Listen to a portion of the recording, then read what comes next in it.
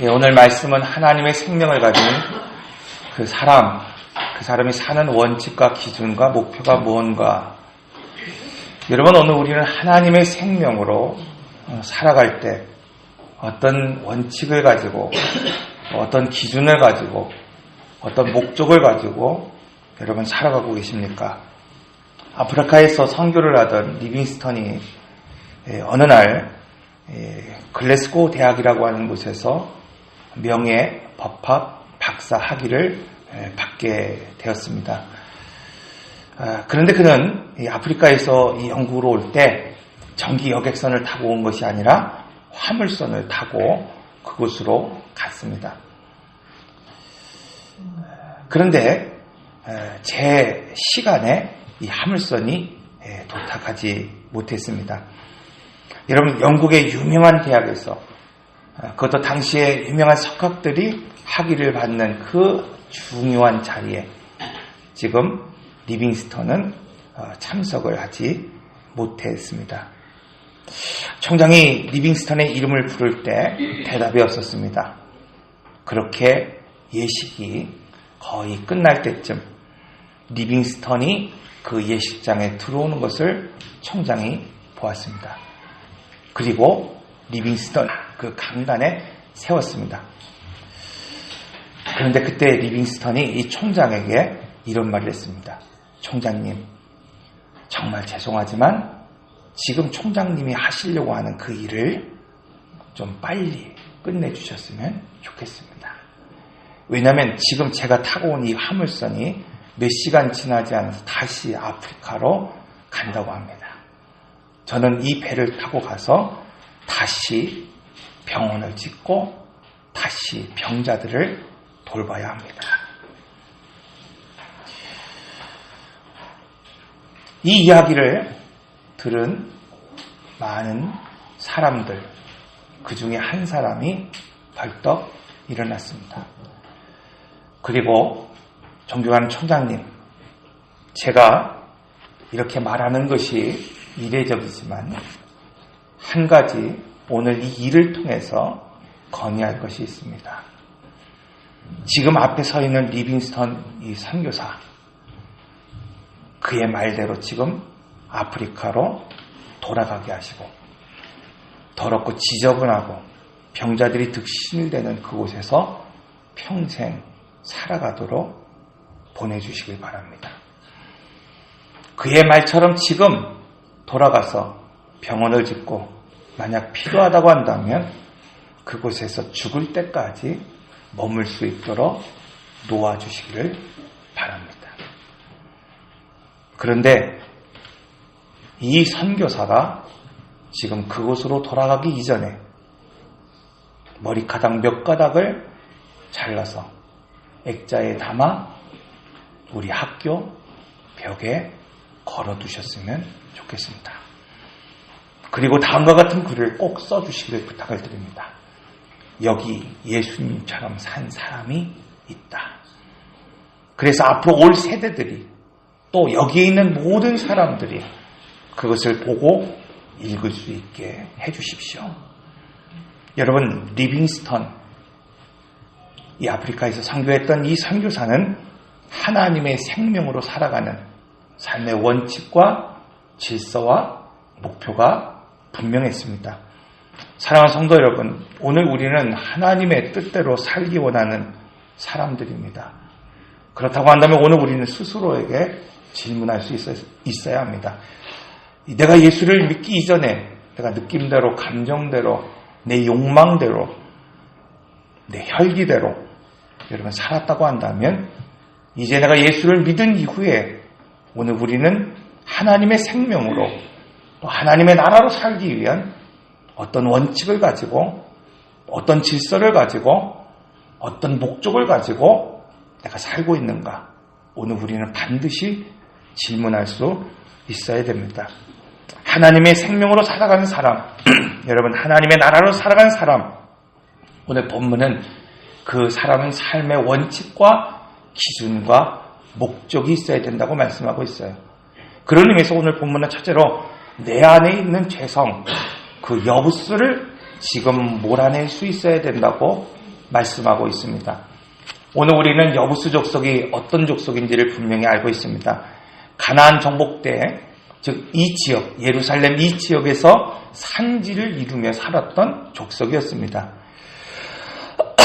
여호수아를 반대하는 아모리 족속을 연합하며 주도해 나갔던 족속이었어요.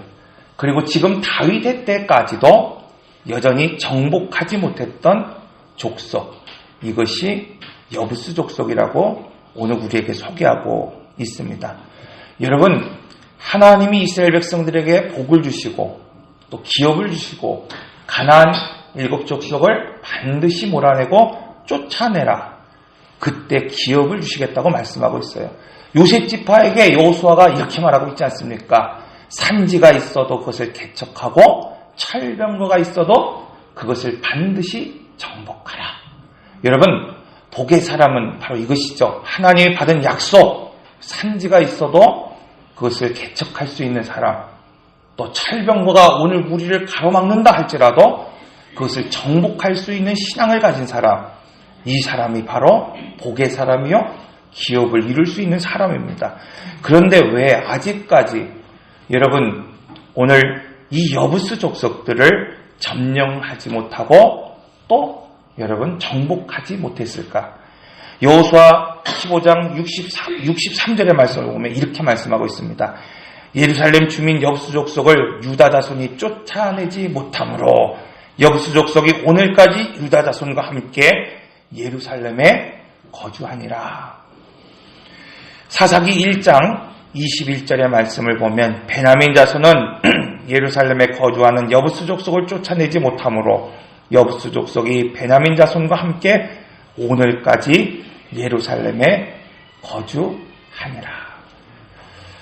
여호수아가 가나안을 정복하기 시작한 그때부터 사사기 400년이 지난 그 시간까지 여러분 이스라엘은 이 여부스를 점령하지 못했습니다. 유다 지파도 베냐민 지파도 이 여부스를 점령하지 못했다고 말씀하고 있어요. 그래서 오늘 본문 3장 6절의 말씀을 보면 유다 지파도 베냐민 지파도 이스라엘의 그 어떤 지파도 400년 동안 이 지파를 점령하지 못했으므로 다윗이 지금 이 지파를 점령하겠다고 올라올 때 그들은 다윗을 향하여 오늘 이 여부스 족속의 맹인들이 비록 저는 자들이라도 다윗을 막을 수 있다고 비아냥거리고 있습니다. 오늘 본문 5장 6절에 보면 왕과 그의 부하들이 예루살렘으로 가서 그 땅 주민 여부스 사람을 치려하며 그 사람들이 다윗에게 이르되 내가 결코 이리로 들어오지 못하리라. 맹인과 다리 저는 자라도 너를 물리치리라. 사랑하는 성도 여러분, 오늘 우리가 하나님의 나라로 하나님의 생명으로 살아가기 위해 가장 중요한 것은 무엇일까요? 그것은 오늘 아직 우리가 정복하지 못한 오늘 우리의 재성을 뽑아내는 것입니다. 그런데 성경은 이 오늘 우리 안에 남아있는 이 재성을 뽑아내는 것이 여부스 족속을 몰아내는 것 같이 어렵고 힘든 것이라고 말씀하고 있습니다. 그런데 다윗은 지금 왕이 된 이후에 그 통치의 중심을 세울 왕도를 지금 어디에다 세고 있습니까? 아직 취하지 못한 약속의 땅, 아직 정복하지 못한 언약의 땅, 그 어떤 누구도 발을 딛지 못한 그 여부스 족속의 땅, 그곳으로 지금 왕도의 통치 중심을 삼겠다고 지금 말하고 있는 거예요. 여러분, 얼마든지 그는 편안한 곳에서 왕도를 세울 수 있습니다. 근거지를 삼을 수 있고 왕궁을 건축할 수 있습니다.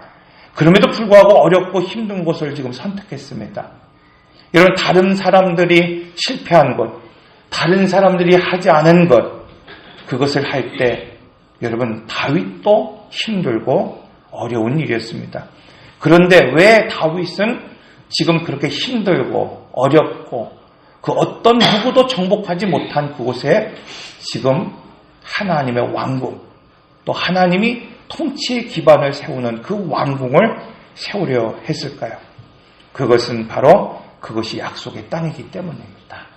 그것이 바로 언약의 땅이기 때문입니다. 사랑하는 성도 여러분, 오늘 우리는 우리가 정복하지 못한 그 땅, 오늘 우리의 마음속에 있는 그 죄악, 여러분 그 죄성, 그것을 왜 정복해야 됩니까? 하나님 오늘 우리를 하나님의 성전으로 삼으시고 오늘 우리로 하여금 하나님의 나라를 살게 하시고 하나님의 생명으로 살아가기 위해서 오늘 우리의 마음을 정복하지 않는다고 한다면, 다스리지 않는다고 한다면, 오늘 우리가 내려놓지 않는다고 한다면 결코 그것을 기업으로 얻을 수 없기 때문입니다. 여러분, 그러므로 오늘 우리가 하나님의 생명으로 살아가기 위해서 마지막으로 지금 정복해야 될 것, 그것은 바로 오늘 우리의 마음속에 여전히 자리 잡고 있는 그 죄성, 그것을 오늘 우리는 정복해야 합니다. 그렇다고 한다면 여러분, 오늘 우리는 이 마음의 죄성, 이것을 어떻게 정복할 수 있을까요? 그 어떤 누구도 정복하지 못했던 그 성을 오늘 우리는 어떻게 우리의 왕도로 삼고 오늘 우리의 왕궁으로 삼고 통치의 기반으로 삼을 수 있을까요? 사무엘하 5장 8절의 말씀을 보면 이렇게 말씀하고 있어요. 그날에 다윗이 이르기를 누구든지 여부스 사람을 치거든 물깃는 대로 올라가서 다윗의 마음에 미워하는 다리 젓는 사람과 맹인을 치라 하였으므로 속담에 대어 이르기를 맹인과 다리 젓는 사람은 집에 들어오지 못하리라 하더라. 지금 다윗은 본문에서 물깃는 대로 올라가라 이렇게 말하고 있습니다. 즉 여부스 사람이 지금 수로로 삼는 그곳으로 올라가라고 말씀하고 있습니다. 1867년에 영국의 찰스 위덴이라고 하는 사람은 이 다윗, 이 성이 지금 이렇게 숨겨져 있고 가려져 있는 다 무너진 그 성을 발굴하기 시작합니다. 그리고 오늘 이 사진처럼 지금 요게 다윗의 성이에요. 요 안쪽이죠. 요 밖에 있는 이 기온 샘으로부터 흐르는 이 샘, 요 샘으로부터 지금 요 수국, 요게 12m입니다. 그리고 다윗성으로 사람들이 드나들 수 있는 요 통로가 40m의 길이로 이것을 탔어요. 이것을 1867년에 찰스 위덴이라는 사람이 발굴했습니다. 여러분, 지금 다윗이 지금 말하는 것이 무엇이냐면 이 샘으로 들어가서 뭐라는 거예요? 지금 이 성을 치라고 말씀하고 있는 거예요. 지금 12m가 넘는 그 수구를, 그 좁은, 지금 이 발굴 당시에 이렇게 올라가는, 사다리 위에 올라가는 이 수구를 올라가서 그것을 점령하라 이렇게 말씀하고 있어요. 여러분, 오늘 우리가 이 사진을 통해서 오늘 본 것처럼 이것을 지나고 이것을 오른다는 것, 여러분 그것을 통해서 전쟁에서 이길 수 있다는 것, 이건 상상하기조차 어려운 일입니다. 왜? 여러분, 여부스 족속은 지난 400년 동안 이 길을 뚫어놓고 생명수를 공급받고 물을 공급받으며 살았던 사람들이에요. 여러분, 전쟁이 났을 때 가장 중요하게 여기는 것이 무엇입니까? 이것을 지켜내는 것이 그들에게 있어서 가장 중요하다는 거예요. 다윗의 용사들이 아무리 용맹해도 그것을 올라갈 때 여러분 내려다보고 죽이지 않겠습니까? 그런데 지금 다윗의 병사들에게 다윗은 그것을 올라가라고 말씀하고 있습니다. 그렇다고 한다면 여러분, 왜 다윗은 이곳을 향해 올라가라고 말씀하고 있을까요? 오늘 우리가 성경을 다시 한번 읽어봅니다. 5장 8절, 그날에 다윗이 이르기를 누구든지 여부수 사람을 치거든 물깃는 대로 올라가서. 여러분, 이 싸움의 핵심은 무엇인가 하면 누가 먼저 용감하게 싸우러 올라갈 것인가, 여기가 핵심입니다. 왜냐하면 이 싸움이 하나님께 있기 때문입니다. 이 싸움이 가나안 정복의 마지막 전쟁이라는 사실을 다윗은 분명히 지금 알고 있기 때문입니다. 여러분, 가나안 전쟁에서 가장 중요한 핵심이 무엇입니까? 전쟁에 이기기 위해서 가장 중요한 것은 마음을 지키는 거예요. 마음을 지키는 겁니다. 여러분, 그래서 여리고를 무너뜨릴 때 가장 중요한 원칙이 있었습니다. 그것은 침묵하는 것이고 합심하는 것이었다고 말씀하고 있어요. 오늘 우리가 하나님의 생명을 가진 사람으로서, 오늘 우리가 하나님의 나라를 살기 위해서, 또 하나님의 생명으로 살아가기 위해서 오늘 우리는 반드시 여부수를 몰아내야 됩니다. 그런데 이때의 원칙이 있어요. 그것은 뭐냐면 나의 문화를 버리는 겁니다. 나의 원칙을 버리는 겁니다. 그리고 나의 질서를 내려놓는 겁니다. 그리고 새로운 질서, 새로운 약속, 새로운 언약을 따라 사는 것입니다. 히브리어 성경으로 이 내용을 다시 한번 직역해 보면 이렇게 말씀하고 있어요. 모든 여부수 사람을 칠 것이며 그리고 숙으로 올라갈 것이라. 즉 누구든지 올라가면 그가 이 여부수 족속이 말한 것처럼 다리 저는 자로 맹인이라 누구든지 그 성을 올라가면 하나님께서 여부수 사람을 쳐 이기게 하시겠다고 하는 하나님의 분명한 약속이었고 분명한 명령이었습니다. 다윗은 지금 이 전쟁이 하나님께 속한 전쟁임을 알았고 가나안 전쟁의 마지막 전쟁임을 분명히 알았습니다.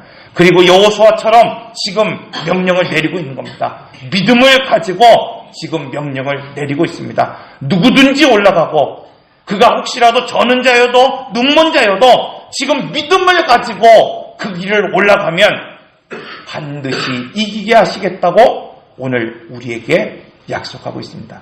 사랑하는 성도 여러분, 그런데 오늘 우리는 왜 지금까지 여부수를 몰아내지 못하고 있습니까?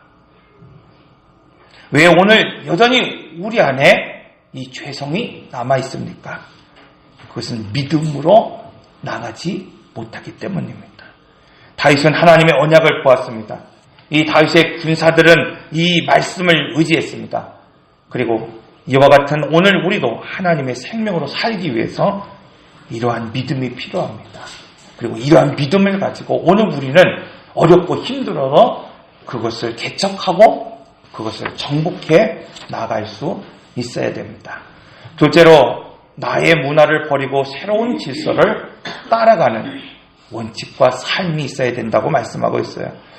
여러분, 하나님의 생명으로 살아가는 사람, 여러분 기름 붓지 않고서는 영향력이 없습니다. 오늘 우리는 아무것도 할 수 없고 아무것도 이룰 수 없습니다. 다윗이 3번에 걸쳐서 기름 부음을 받았죠.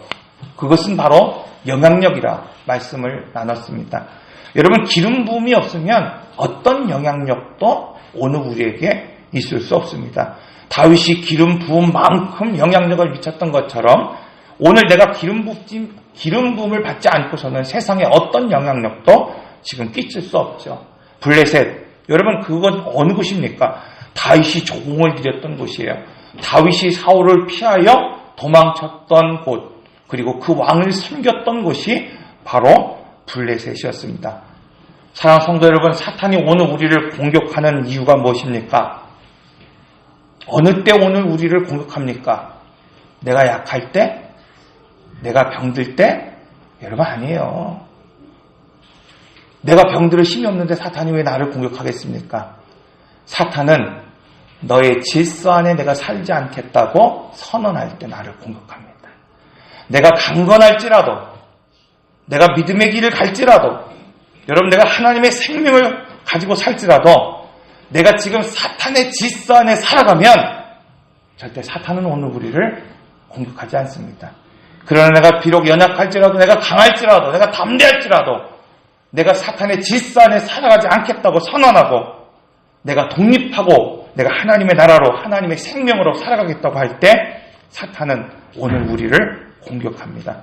다윗, 여러분 블레셋의 봉신으로 있을 때, 블레셋의 신하처럼 살아갈 때, 그가 그일라에서 그냥 죽은 듯이 살아갈 때 블레셋은 그를 그냥 두었습니다. 왜? 그냥 두어도 되었기 때문입니다. 우리가 잘 알고 있듯이 이 길보아산 전투에서 사울이 패한 이후에 이스라엘은 블레셋의 속국과 다름없이 지냈습니다.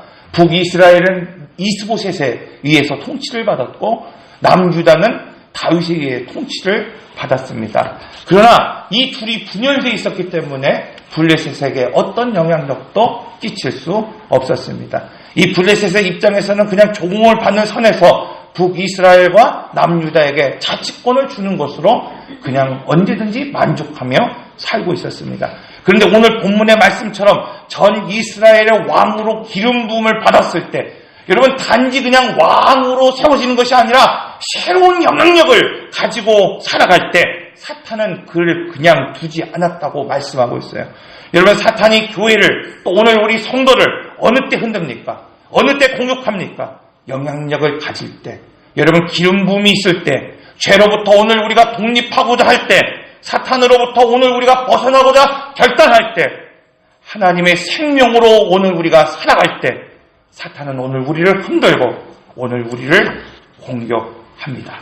사무엘하 5장 10절의 말씀, 이렇게 말씀하고 있어요. 만군의 하나님 여호와께서 함께 계시니 다윗이 점점 강성하여지니라. 여러분, 다윗이 점점 강성하여지는 이유가 무엇입니까? 그가 인격이 고상하기 때문에 점점 강성해집니까? 돈이 많았기 때문에 그의 삶이 강성해집니까? 여러분, 많은 군사가 있기 때문에 그가 강건해집니까? 아니죠. 성경은 오늘 우리에게 분명하게 말씀하고 있습니다. 그가 하나님을 의지했기 때문에, 그가 하나님께 여쭈었고 기도했기 때문에 그는 강성해졌다, 이렇게 말씀하고 있어요. 사무엘 5장에서 하나님의 생명으로 살아가는 사람이 강성해지는 이유에 대해서 오늘 우리에게 말씀하고 있습니다. 사무엘하 5장 19절, 블레셋이 1차 침공했을 때 다윗이 여호와께 여짜와 이르되 내가 블레셋 사람에게로 올라가리이까. 여러분, 이때 다윗은 하나님께 여쭈었다고 말씀하고 있습니다. 2차 블레셋 침공이 있을 때 5장 22절에서 23절의 말씀을 보면 블레셋 사람들이 다시 올라와서 리바임 골짜기에 가득한지라. 여러분, 이 악의 세력에 가득할 때, 두려움이 있을 때 다윗은 다시 한번 여호와께 여짜오니 기도했다고 말씀하고 있어요. 다윗은 기름 부음을 받았을 때, 여러분, 이 다윗의 영향력 안에 사람들이 수용할 때 그는 원수라도 수용했습니다. 그러나 자기의 영향력을 거부하는 사람들, 그들과 싸웠다고 오늘 우리에게 말씀하고 있어요.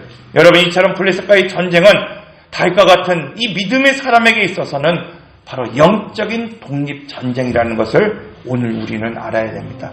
사탄은 자기의 영향력이 있는 사람들이 자기의 영향력 안에 나갈 때 집요하게 그것을 방해합니다.